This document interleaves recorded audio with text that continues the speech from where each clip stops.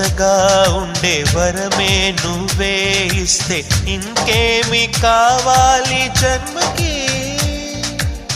మచ్చలేని చంద్రుడిని మాట రాక చూస్తున్నా, వరస కాని బంధుని చొరవ చేసి అంటున్నా, ఇంకెప్పుడు ఒంటరినని అనరాదని, నీకు సొంతం అంటే నేనేనని.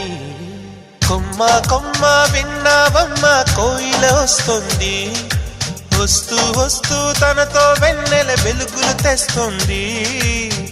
ఏవమ్మ మరుమల్లి తోరణాలు కడతావా, చిలకమ్మ ఎదురేగి స్వాగతాలు చెబుతావా.